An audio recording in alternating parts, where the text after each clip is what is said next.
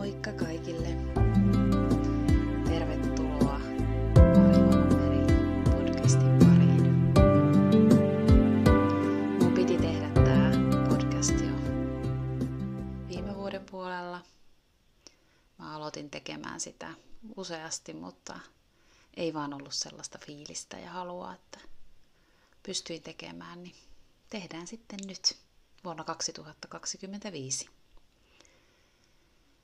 Tänään mä haluaisin puhua teille puhdistautumisesta ja siitä, miten meidän keho reagoi aina, jos me kohdataan joku kriisi elämässä tai vastoinkäyminen.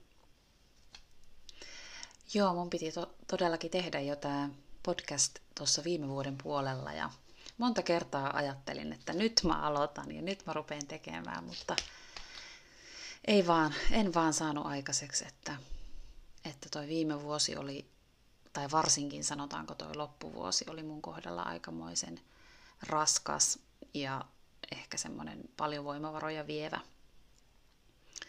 Niin kuin monet teistä tietää, jotka mua seuraa ja näitä mun podcasteja kuuntelee, että multa ilmestyi tuossa lokakuussa kirja Salattu toivottu lapsi ja sen myötä sitten tuli aika paljon semmoista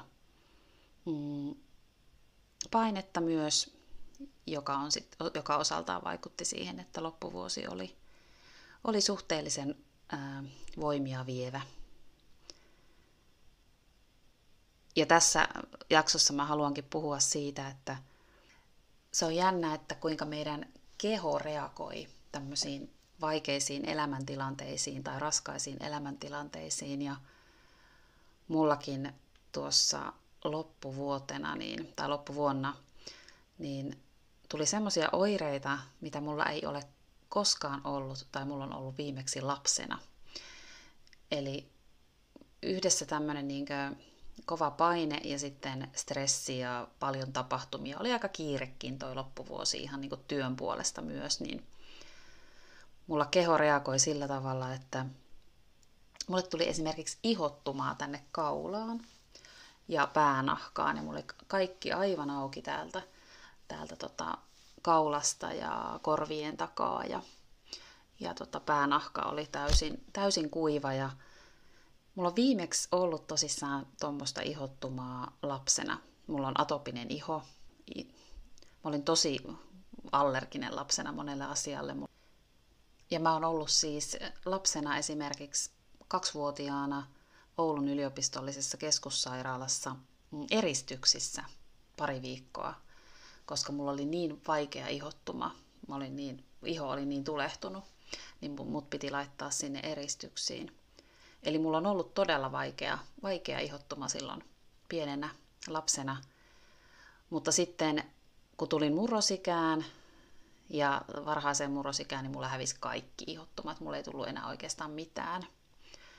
Ja nyt sitten nyt yli 40-vuotiaana tämmöisen aika paineistetun elämäntilanteen jälkeen, niin mulle tosissaan puhkesi todella paha ihottuma tonne kaulaan ja niskaan ja korvien taakse ja päänahkaan. Ja se oli tosissaankin, mä veikkaan, että siinä oli monta asiaa. Siinä oli tämä stressi, mikä kuormitti elimistöä. Ja sitten siinä oli myös, minä uskon, että siinä oli tietyllä tavalla tämmöinen puhdistautuminen. Että mä kävin uudelleen niitä lapsuuden ajan oireita. Mutta sen takia olikin ihanaa, kun pääsin tuossa joulun ajaksi tonne lämpimään. Kaikki, joilla on atopiaa ja kuivaa ihoa, niin tietää, miten raskas ja vaikea tämä Suomen talvi on meille atopikoille. Ja jos on astmaa tai muuta tämmöistä, niin toi Suomen ilmasto on aika hevi. Ja oli kyllä ihana päästä tonne aurinkoon. Yksi syy, miksi mun iho meni niin huonoon kuntoon, on myös se, että tämä reissu, minkä nyt tein vastikään, oli ensimmäinen tommonen aurinkomatkareissu. Vuonna 2024 mä en päässyt reissaamaan, tai siis en päässyt aurinkoon. ja tonne niin kuin kunnon suolaseen veteen, mikä on mun hyvinvoinnin kannalta, nyt on viime vuosina se on korostunut, vaan mä oon huomannut, että se olisi niin kuin oman jaksamisen ja hyvinvoinnin kannalta äärimmäisen tärkeää. Ja toissa vuonna mä kävin monta kertaa Välimerellä ja muutenkin pääsin nauttimaan auringosta, niin silloin mun iho oli paremmassa kunnossa. Ja keuhkot ja kaikki. Eli se olisi itselle tosi tärkeää, että saisi olla siellä lämmössä ja auringossa ja meren lähellä. Ja nimenomaan semmoisen suolasen meren lähellä. Niin kuin mä sanoin, niin tietyllä tavalla toi ihottuma, mikä mulle tuli, niin oli myös tämmöistä puhdistautumista. Eli mä koen, että mä kävin uudelleen niitä lapsuuden ajan kokemuksia, mitä mulla oli ollut silloin. Ja mun iho jollakin tavalla puhdistautui myös niistä niin kuin vanhoista asioista. Jollekin toiselle se on joku toinen asia. Että voi olla, että sit kun sä alat paranemaan, sä alat parantua ja tulla omaksi itseksesi, niin sä alat puhdistautua myös. Moni tietää, kun on esimerkiksi ollut tosi kiireinen vaikka työelämässä ja sitten on sairastunut flunssaan, niin se flunssahan on kehon viesti meille, että meidän täytyy pysähtyä. Se on viesti meidän elimistöltä, meidän keholta, että nyt täytyy pysähtyä ja levätä. Jos me ei tehdä sitä itse, ymmärretä tehdä sitä, niin sitten meidän keho pysähtyy ja se ei jaksa enää. Eli olisi tärkeää, että me siellä kiireenkin keskellä muistettaisiin kuunnella itseämme. Meillä jokaisella on ne omat keinot, millä tavalla me siitä hyvinvoinnista pidetään huolta. Mulle se on toi avanto- ja kylmävesiuinti ja ylipäätään uiminen luonnonvesissä. Ja se on pitänyt tavallaan Suomessa mut kunnossa. Mutta kyllä mä nyt huomasin viime vuonna, 2024 vuonna sen, että kun ei päässyt sinne aurinkoon, niin kyllä mun keho janos sitä ja kaipas sitä ja voi paljon huonommin kuin se olisi voinut, tai kuin se on edellisinä vuosina voinut. No, mä kuitenkin sitten loppujen lopuksi pääsin onneksi jouluksi tonne lämpimään ja voin sanoa, että se oli kyllä aivan mahtava tunne, että mulle se aurinko on niin tärkeä ja se meri. Mä kävin tosi paljon uimassa meressä ja nautin ihan siitä auringosta ja nautin siitä, mitä se ilmasto teki mun keholle. Täytyy sanoa, että kun on osa ja oli iho todella huonossa kunnossa, kun mä lähdin, niin mä olin vaan viikon, niin pelkkä viikko vielä paranna sua täysin. Et musta tuntuu, että ensimmäiset päivät mä olin vielä vähän semmosessa niin kuin jännittyneessä tilassa ja sitten kehoa otin paljon aurinkoa. Nyt sitä ei varmaan ne, jotka katsoo videoa, niin näkee, mutta ei tässä enää ehkä näykään sitä ihottumaa. Se on niin hyvin parantunut kuitenkin, kun sai käydä meressä ja sai sinne aurinkoa ja muutenkin otti rennosti. Mä nukuin pitkiä yöunia melkein kellon ympäri ja se teki todella hyvää. Ja sitten kuitenkin huomasi sen, että sitten kun oli tosissaan vaan viikko, niin oikeastaan silloin viimeisinä päivinä alkoi olla semmoinen tunne, että nyt tämä alkaa pikkuhiljaa auttaa. Ja nyt alkaa saamaan niitä voimia jälleen kerättyä. Ja sitten pitikin lähteä Suomeen takaisin. Mutta onneksi Suomessa pääsi sitten taas hiihtämään ja luistelemaan ja nauttimaan sitten avannosta ja saunomisesta, että ne on Suomessa niitä kivoja juttuja. Mutta täytyy sanoa, että kyllä tämä reissu taas vahvisti mulle sen, että mun haave on joku päivä asua ulkomailla osa-aikaisesti. Mä uskon, että se on monen muunkin suomalaisen haave. Varsinkin tuossa loka-marraskuussa niin tuntuu siltä, että se valon määrä on niin vähäinen, että ainakin minulla se vaikuttaa jaksamiseen ja myös siihen hyvinvointiin. että haaveissa olisi, että voisi osittain tehdä töitä sieltä ulkomailta käsin, jostain semmoisesta paikasta, missä on merta ja aurinkoa. Ja niitä haaveita kohti tässä sitten mennään. Ja haaveista puheen ollen. Nyt kun vuosi on vaihtunut, me eletään vuotta 2025. Moni varmaan teki tämmöisiä uuden vuoden lupauksia tai jotain taikoja tulevalle vuodelle. Mä voin henkilökohtaisesti sanoa, että mä oon joka ikinen vuosi tähän mennessä aikuisiällä tehnyt jotakin tällaisia unelmakarttoja, uusia unelmakarttoja tai tavoitteita seuraavalle vuodelle tai mistä mä haluan luopua ja mitä mä haluan tilalle. Mutta tänä uutena vuotena mä olin jotenkin vähän jumissa. Toki tein kyllä sellaisen pienen listauksen uuden vuoden aattona. Mulla on tämmöinen kiitollisuuspäiväkirja, mitä mä kirjoitan päivittäin. En jo ihan joka päivä, pyrin kirjoittaa, mutta aina en ehdi kirjoittaa, mutta siihen pyrin, että tekisin sen joka päivä. Eli mulla on semmoinen, mä voin itse asiassa näyttääkin sen näille, jotka tätä videoa katsoo. Tosin tänä vuonna täytyy vielä ostaa uusi, koska tää alkaa olla aika täynnä. Tää on tämmönen punaista ja aniliinin punaista tämmönen kirjanen, mihin mä joka päivä kirjaan 10 asiaa, mistä mä oon kiitollinen. Ja sit mä nostan kyllä vielä, salaisuutena kerron teille vaan, että mä nostan myös aina joka aamulle 2 tarotkorttia ja katson minkälaiset on tämän päivän energiat. Mutta joo, tuohon kirjaan mä kirjaan siis ne asiat, mistä mä oon kiitollinen. Ja ne voi olla semmosia asioita, mitkä ei itse asiassa vielä ole edes totta. Syy, miksi mä puhuin esimerkiksi tuosta ulkomaanmatkasta ja tuosta elämisestä tuolla lämpimässä ja auringossa, on se, että mä uskon, että tulevina vuosina se tulee olemaan mulle mahdollista. Mä haluan lisätä sen mun unelmakarttaan ja toivoisin, että pystyisin työskentelemään osittain tuolta lämpimästä. Mä haluan toki elää ja työskennellä myös Suomessa ja suomalaisille, mutta haaveissa olisi, että toi pimein aika olisi mahdollista työskennellä semmoisessa paikassa, missä mun keho voi myös hyvin. Mä oon aloittanut tämän aikoinaan silleen, että mä kirjoitan ihan semmoisia asioita, mistä mä aidosti oikeasti olen tänä päivänä kiitollinen. Mä voin kertoa yhden asian,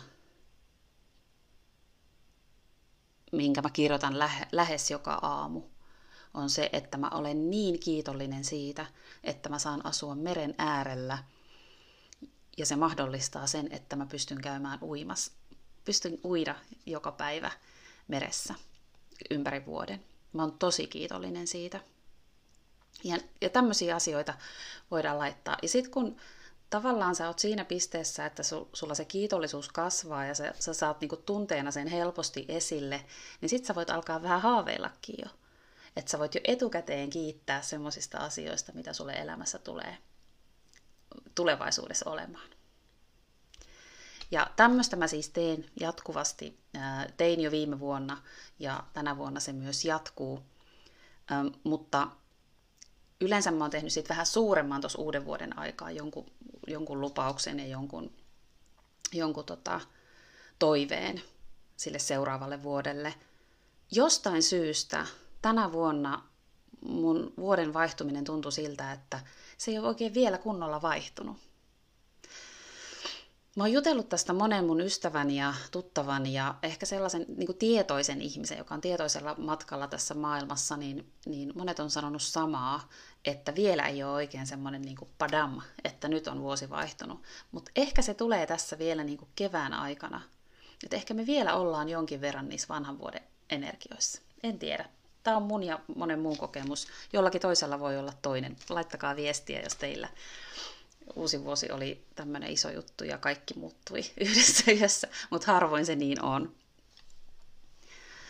Niin kuin sanoin, niin tein toki sellaisen tietynlaisen toiveen ja haaveen ensi vuodelle, mitä toivon tälle vuodelle, tulevalle vuodelle, kuluvalle vuodelle, mitä haluaisin ja toivoisin, että millaista elämää mä eläisin, mistä mä haluaisin luopua ja mitä mä haluan sen tilalle. Ajatuksena on, että vielä tässä ehkä tulevana kuukautena, helmikuussa, en tiedä, tai ehkä jopa vasta maaliskuussa, teen vielä suuremman sellaisen unelmakartan, mihin mä liimaan kuvia ja ajatuksia ja toiveita, miten mä toivon, että mun seuraava ja kuluva ja tämä vuosi tulee menemään. Mä olen sitä mieltä, että kiitollisuus on tie hyvinvointiin ja onneen. Ja pelkästään vaikka mä olen sitä mieltä, niin samaa mieltä ovat myös monet tutkijat. Ja se on tieteellisesti todistettu, että kiitollisuus lisää onnellisuutta ja hyvinvointia. Mä en usko helppoihin ratkaisuihin tai siihen, että me yritetään vaikka muuttaa koko elämä kertaheitolla. Se harvoin onnistuu. Jos me halutaan muutosta, niin on hyvä tehdä semmoisia pieniä muutoksia ja pitkällä aikavälillä.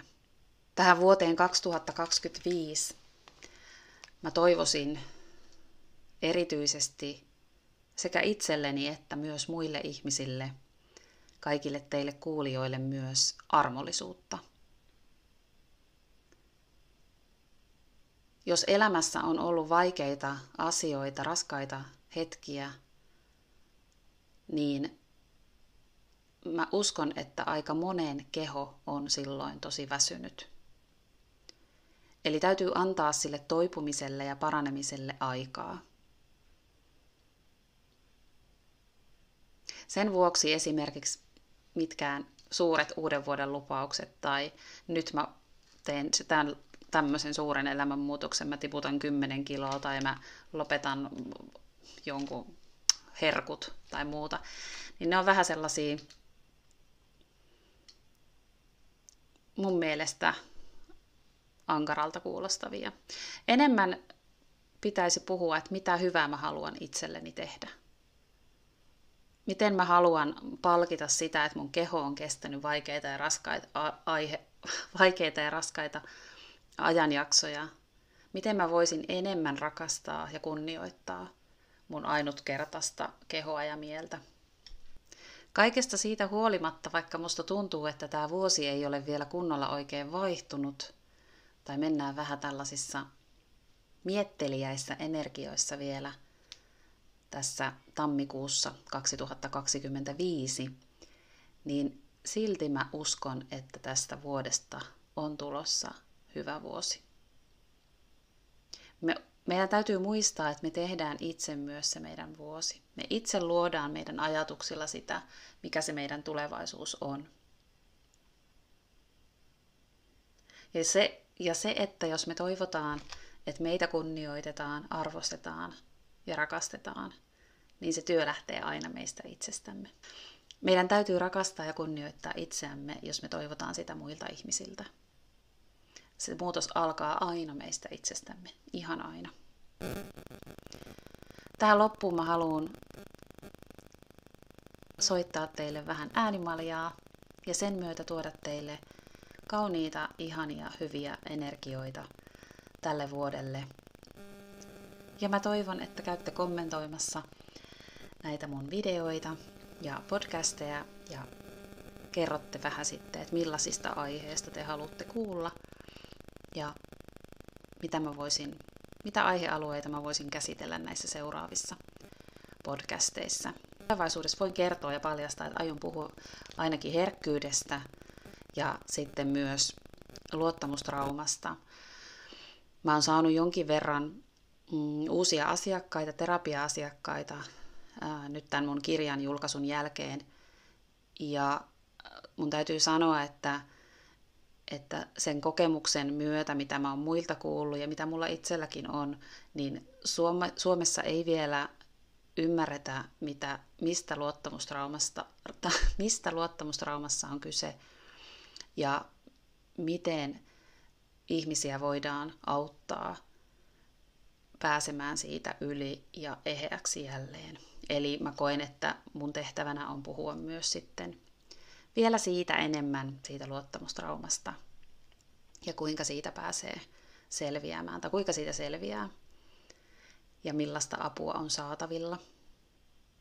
Mutta nyt niin kuin mä lupasin, mä soitan vähän teille muutaman sävelen äänimaljaa ja sen myötä mä toivotan teille oikein. Mä otan vielä sormukset pois, että ne ei hankaa.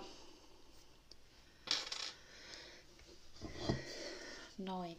Ja nyt mä laitan teille vielä muutamat rakkauden sävelet. Tää on sydänsakran äänimalja, minkä mä oon ostanut. Ja tämän myötä mä toivotan kaikille ihanaa, vallottavaa, inspiroivaa, armollista vuotta 2025. Moikka!